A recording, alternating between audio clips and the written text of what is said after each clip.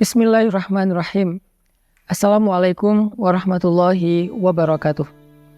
Teman-teman sekalian, kita hari ini akan lanjutkan sharing dan konten tentang libatin Allah. Konten libatin Allah ini sebetulnya konten tentang ilmu akidah dan ma'rifatullah, ilmu tentang yakin kepada Allah dan bagaimana cara bersandar dan bergantung kepada Allah Subhanahu wa taala dengan lebih mengenal kebesaran Allah, baik sifat-sifat Allah, nama-nama Allah, kekuasaan Allah, dan seterusnya. Sehingga dengan kita belajar ma'rifatullah ini, kita jadi tahu bagaimana harusnya kita berinteraksi dengan Allah. Kaifa nata'amal ma'allah fi hayatina. Gimana cara kita melibatkan Allah dalam kehidupan kita sehari-hari. Kenapa penting sekali melibatkan Allah dalam kehidupan kita sehari-hari? Karena sesungguhnya manusia itu tidak bisa hidup hanya dengan mengandalkan dirinya. Orang kalau misalnya cuma mengandalkan dirinya, maka hidupnya akan banyak zalal. Zalal itu banyak trouble, banyak mentoknya. Karena kita ini dhaif, kita ini halu'ah, kita ini ajula, kita ini banyak keterbatasannya. Bahkan cenderungnya manusia itu rugi. Sebagaimana yang kita sering ulang-ulang ayatnya, innal insan lafi khusr. Manusia itu pada dasarnya banyak merugikan diri sendiri, kecuali kalau dia beriman kepada Allah, artinya dia bergantung kepada Allah, illal ladzina amanu, dan seterusnya. Makanya belajar melibatkan Allah itu sesuatu yang sangat darurat ya, sesuatu yang sangat penting dalam kehidupan kita. Kalau kita pengen ada keajaiban dalam hidup kita, atau pengen dikasih jalan keluar ketika kita mentok, atau kita pengen meraih hal-hal yang kita anggap mustahil. Kenapa? Karena kata mustahil itu hanya berlaku untuk kita, tidak berlaku untuk Allah, karena Allah ala kulli syai'in qadir. Banyak hal yang bagi kita itu jauh, tapi bagi Allah dekat. Bagi kita itu besar, tapi bagi Allah itu kecil. Bagi kita itu mahal, bagi Allah itu murah. Bagi kita itu tinggi, nggak terjangkau, bagi Allah itu rendah dan sangat mudah gitu. Bagi kita sulit, bagi Allah itu mudah. Jadi kalau kita hidup hanya dengan mengandalkan diri kita, banyak hal yang akan kita hadapi dengan hanya berkeluh kesah.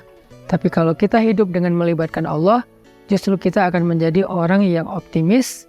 Lalu ketika kita dapat masalah, kita sabar. Kalau kita dapat nikmat, kita syukur.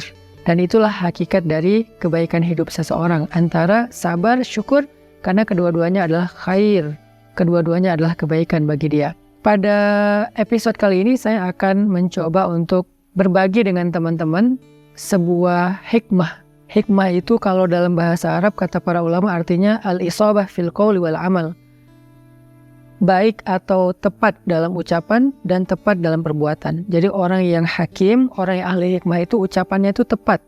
Jadi pas gitu, ucapannya itu mengena, ucapannya itu sesuai dengan kadarnya, tidak berlebihan, tidak juga kurang. Itulah orang yang hikmah atau hakim. Nah, di antara orang-orang yang hikmah itu nanti kita juga mengenal namanya Luqmanul Hakim. Di dalam Al-Quran ada suratnya, yaitu surat Luqman. Nah, ada banyak sekali hikmah yang disampaikan para ulama tentang bagaimana cara kita melibatkan Allah. Dan hikmah ini pasti diambil dari Al-Quran dan hadis yang kemudian dibahasakan ulang dengan bahasa para ulama. Salah satu kitab yang saya suka banget, yang isinya adalah kumpulan hikmah-hikmah, kumpulan kata-kata yang bijak dan penuh dengan kebaikan, itu adalah kitab Al-Hikam yang ditulis oleh seorang ulama besar dari Mesir yang bernama Ibnu Athaillah As-Sakandari. Nah, beliau menulis kitab hikam yang sangat terkenal. Salah satu di antara hikmah yang luar biasa tentang bagaimana cara kita melibatkan Allah itu, beliau mengatakan, min alamatil i'timad 'alal amal nuqsanur raja' 'inda wujudiz zalal.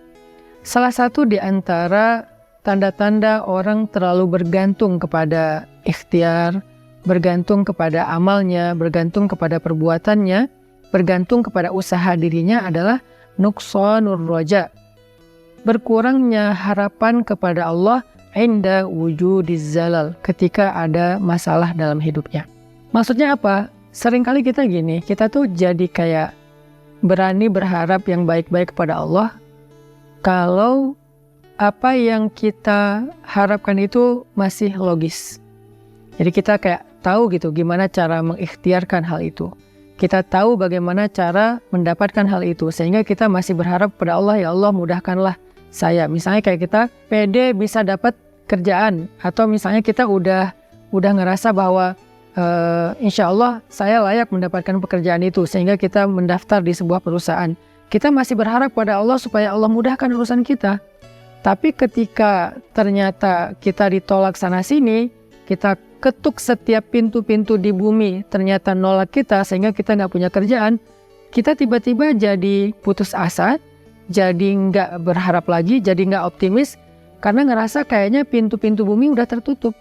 Karena ngerasa kayaknya ikhtiar kita itu udah mentok, kayaknya udah nggak ada lagi perusahaan yang bisa kita hubungi gitu. Sehingga ketika pintu-pintu di bumi udah tertutup, kita jadi berkurang juga harapan kita kepada Allah. Padahal orang yang baik dalam melibatkan Allah dalam hidup itu justru di saat pintu-pintu di bumi tertutup, dia masih berharap kepada Allah. Di saat itulah Allah terlibat.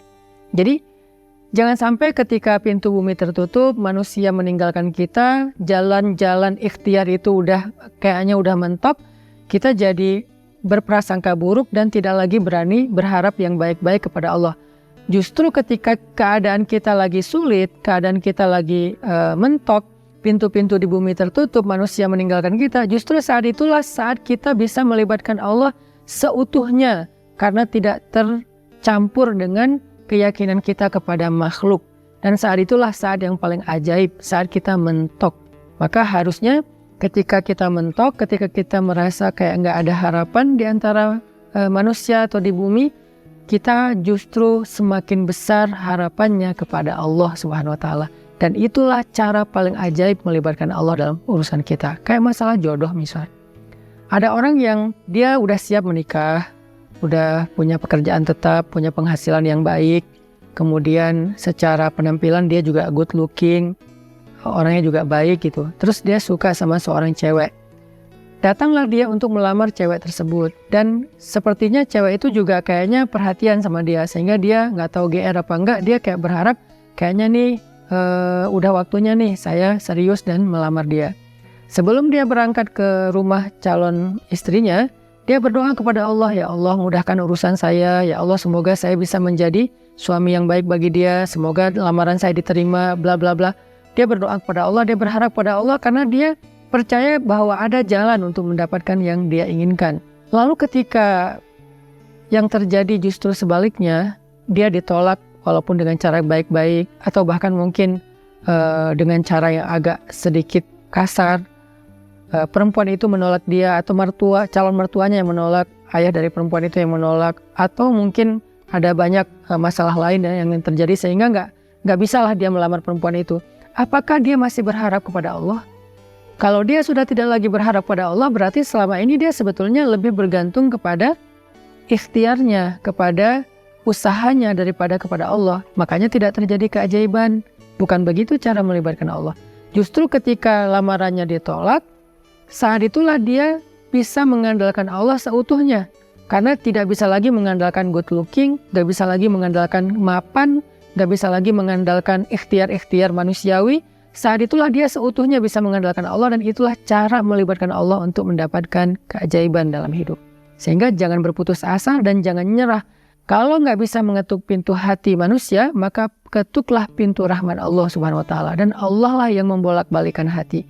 Kalaupun nggak perempuan itu, Allah akan gantikan dengan perempuan lain yang lebih baik daripada dia untuk kita. Artinya nggak boleh berhenti berharap kepada Allah. Justru berharap kepada Allah di saat kita sedang sulit, itulah cara paling ajaib mendatangkan keajaiban Allah Subhanahu wa Ta'ala. Ada nasihat dari kisah Nabi Yusuf alaihissalam di dalam surat Yusuf, ketika Nabi Yakub meminta kepada anak-anaknya mencari Nabi Yusuf dan mencari adik mereka yaitu Bunyamin. Nabi Yakub bersabda, "Ya bani yadhhabu fatahassasu min Yusuf wa akhihi فتحسسوا من يوسف وأخيه ولا تيأسوا من روح الله إنه لا ييأس من روح الله إلا القوم الكافرون. Wahai anak-anakku, kata Nabi Yakub, pergilah dan carilah kabar tentang Yusuf dan saudaranya itu Bunyamin, dan janganlah kalian berputus asa dari rahmat Allah, dari pertolongan Allah, dari campur tangan Allah, dari keajaiban di sisi Allah.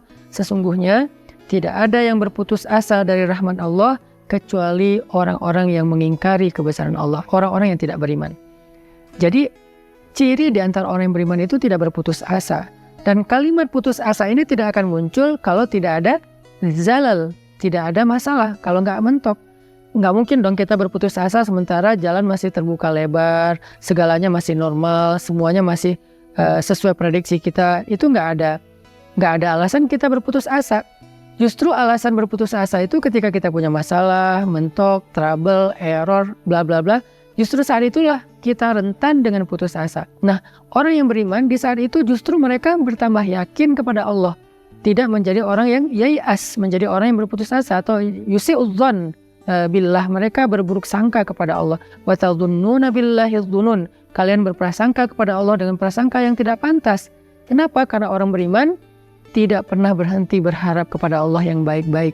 Bahkan ketika ada masalah paling berat dalam hidupnya, saat itulah dia semakin berharap kepada Allah dan semakin bergantung kepada Allah. Dan saat itulah keajaiban Allah terjadi.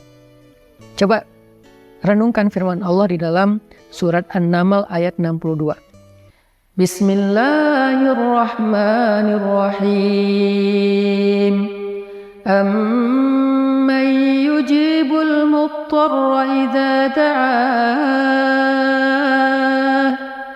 Amman yujibul muttarra idza da'ahu wa yakshifus su' wa yaj'alukum khulafa'al ardh. أإله مع الله قليلا ما تذكرون. Siapakah yang akan memperkenankan doa orang-orang yang sedang kesulitan jika dia berdoa kepada Allah dan kemudian menghilangkan keburukan dari mereka dan menjadikan kalian sebagai pemimpin-pemimpin di muka bumi? Apakah ada ilah yang patut disembah bersama dengan Allah? Qalilan ma tazakkarun, sedikit sekali apa yang kalian mengerti. Siapakah yang akan menjawab doa orang yang ketika muttar? Apa itu muttar? Muttar itu artinya orang yang sedang dalam kesulitan yang luar biasa. Muttar itu artinya orang yang sedang dalam kesusahan yang sangat besar. Muttar itu artinya orang yang udah mentok, itulah muttar. Maka amma yujibul muttar, siapa yang akan bisa menjawab panggilan orang yang sedang muttar, yang memanggil ya Allah, ya Allah, ya Nasir, ya Azim, ya Aziz, ya Rabbal Alamin, ya Rabbi. Siapa yang akan menjawab panggilan ketika ada yang memanggil dalam keadaan kesulitan ya Allah selain Allah Subhanahu wa Ta'ala? Hanya Allah yang bisa menjawab. Ketika manusia tidak bisa menjawab, orang tua nggak bisa menjawab, teman-teman nggak bisa menjawab, mereka nggak ngangkat telepon, nggak ngebalas WA, nggak ada yang mau membantu kita, nggak ada yang yujib. La ahad yujibuna, tidak ada satupun yang menjawab kita. Faman yujibul muttar, siapa yang menjawab kita ketika dalam keadaan muttar seperti itu? Allah. Maka di dalam ayat ini Allah ngasih kita nasihat, wahai hambaku, la tahzan kalau manusia tidak menjawabmu. La tahzan kalau manusia tidak memenuhi panggilanmu. La tahzan kalau manusia meninggalkanmu, mengabaikanmu. La tahzan kalau mereka berpaling dari kamu. Kenapa? Aku tidak akan pernah meninggalkanmu. Aku tidak akan pernah menyia-nyiakanmu. Wadduha wal laili idza saja. Ma wadda'aka rabbuka wa ma qala. Ma wadda'aka rabbuka wa ma qala. Tuhanmu tidak pernah meninggalkanmu dan tidak benci kepadamu, wahai hambaku, walaupun kamu pendosa sekalipun. Ada 3 kondisi di mana seseorang itu doanya tidak ada hijab dengan Allah. Salah satu di antara 3 kondisi itu adalah ketika orang ini terzolimi. Orang yang terzolimi, walaupun dia pendosa, walaupun dia ahli maksiat, walaupun dia orang yang selama ini jauh dari Allah, tapi ketika dia dalam keadaan terzolimi, dalam keadaan susah, dalam keadaan dianiaya, dia berdoa, doanya nggak ada hijab dengan Allah loh. Walaupun dia selama ini nggak pernah sholat, walaupun selama ini dia nggak puasa, walaupun selama ini dia nggak berhijab, walaupun selama ini dia nggak pernah buka Al-Quran, walaupun selama ini dia nggak pernah mengingat Allah, tapi dalam kondisi ketika dia muttar, terzalimi, susah, maka tidak ada hijab antara dia dengan Allah ketika dia berdoa. Kenapa? Itulah istimewanya keadaan ketika orang terzalimi atau muttar. Allah nggak ngelihat dia puasa atau enggak, Allah nggak ngelihat dia sholat apa enggak. Yang Allah lihat dia memanggil Allah atau enggak. Makanya hati-hati kata Nabi dengan doa orang yang terzalimi. Walaupun orang yang terzalimi ini ahli maksiat, kalau dia terzalimi, lalu dia berdoa kepada Allah, doanya nggak ada hijab. Sehingga Allah berfirman, amma yujibul muttar. Siapa yang menjawab orang-orang yang sedang susah ketika dia memanggil Allah, idza da'ah wa yakshifus su', lalu Allah menghilangkan kesusahan darinya. Bahkan Allah menjadikannya sebagai pemimpin, artinya Allah berikan kepada dia kemuliaan, kekuasaan, dan segala kebaikan-kebaikan dalam hidup. Siapa? Allah. Masih ingat nggak dengan kisah seorang laki-laki soleh yang melakukan perjalanan, lalu di tengah jalan dia dirampok. Karena di zaman dulu itu kan banyak perampok atau begal di tengah jalan. Ketika dia dirampok, dia bilang kepada perampok itu, wahai rajul, wahai laki-laki, ambillah apa yang kalian inginkan, biarkan aku kembali kepada keluargaku, kepada anak dan istriku, mereka menungguku. Kata perampok ini, adapun harta-harta ini sudah pasti bisa kami ambil, tetapi berikutnya yang kami inginkan adalah membunuhmu. Kamu tidak akan bisa melanjutkan perjalanan. Maka laki-laki ini pas tahu bahwa dia nggak punya harapan untuk meloloskan diri, dia udah dipegang sama mereka, tinggal dipenggal, dia bilang, kalau begitu beri saya waktu sebentar saja untuk sholat 2 rakaat. Setelah itu lakukan apa yang kalian inginkan. Karena bagi para pembunuh 2 rakaat sholat itu nggak lama dan bukan sesuatu juga yang berat, ya kata mereka, ya udah sholat aja 2 rakaat. Tapi aksir, sholatnya pendek-pendek aja, nggak usah panjang-panjang. Akhirnya dia pun sholat 2 rakaat.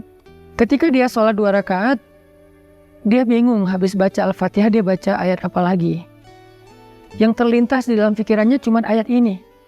Kebenaran dia hafiz Al-Quran, walaupun dia hafal 30 juz, dia nggak tahu mau baca surat apa setelah Al-Fatihah.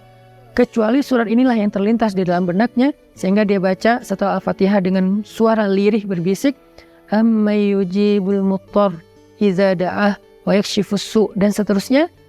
Kemudian setelah dia membaca ayat ini, dia ruku, dia sujud. Ketika dia rakaat kedua juga dia membaca ayat yang sama, karena dia nggak ingat ayat yang lain. Ketika dia sujud terakhir, dia mendengar suara ada orang mengendarai kuda datang ke arah mereka. Tiba-tiba suara teriakan orang yang sedang dipukul.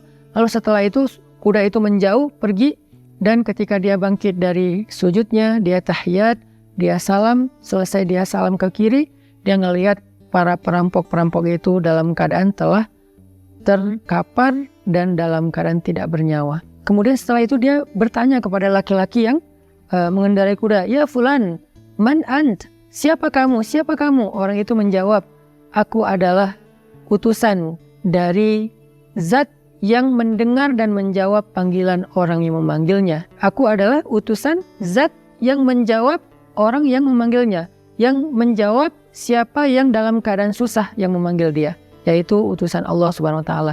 Akhirnya orang ini pun selamat dan membawa hartanya kembali ke kampungnya. Ini salah satu contoh kisah yang sangat terkenal di antara kisah-kisah para ulama.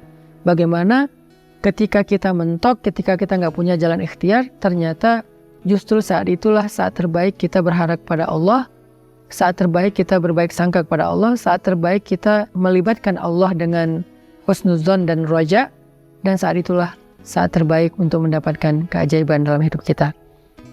Yang terakhir, kisah 3 orang yang terkurung di dalam gua. Mereka sedang melakukan perjalanan, terjadi badai, akhirnya mereka berlindung di dalam gua. Ini terkenal juga kisahnya dengan riwayat hadis yang sahih. Ketika mereka terkurung di dalam gua, tiba-tiba batu gua itu menutup gua karena terjadi kayak longsor. Batunya menutup mulut gua. Dalam keadaan seperti itu mereka takut kehabisan udara dan mereka nggak bisa makan dan seterusnya, mereka terjebak. Tiba-tiba masing-masing berdoa dengan tawasul kepada amal-amalnya di masa lalu. Ada yang bertawasul dengan birrul walidain, ada yang bertawasul dengan sifat amanah dan adil, ada yang bertawasul dengan sifat takwa meninggalkan dosa. Sehingga singkat cerita, setelah mereka meminta kepada Allah dan bertawasul dengan amal-amal mereka, mulut gua itu terbuka, batunya bergeser dan mereka pun selamat. Kenapa ini bisa terjadi keajaiban kayak gini? Mereka udah mendorong batu itu tapi tidak sanggup. Artinya ikhtiarnya udah mentok. Apakah mereka berputus asa? Enggak. Saat itulah mereka melibatkan Allah secara utuh dan melihat keajaiban Allah Subhanahu wa taala. Maka kembali kepada hikmah dari Imam Ibnu Athaillah As-Sakandari, min alamatil i'timad 'alal amal nuqsanur raja' inda wujudiz zalal. Di antara ciri-ciri orang yang masih bergantung kepada perbuatannya, ikhtiar dan usahanya adalah berkurangnya harapannya kepada Allah ketika terjadi masalah dalam hidupnya. Maka jangan pernah berkurang harapan kita kepada Allah. Justru ketika kita punya masalah dalam hidup dan kita ngerasa tidak ada jalan di antara jalan-jalan di bumi, kita menjadi lebih berharap kepada Allah dan yakin dengan jalan-jalan yang lebih baik yang ada di langit, insya Allah. Barakallahu fikum. Wassalamualaikum warahmatullahi wabarakatuh.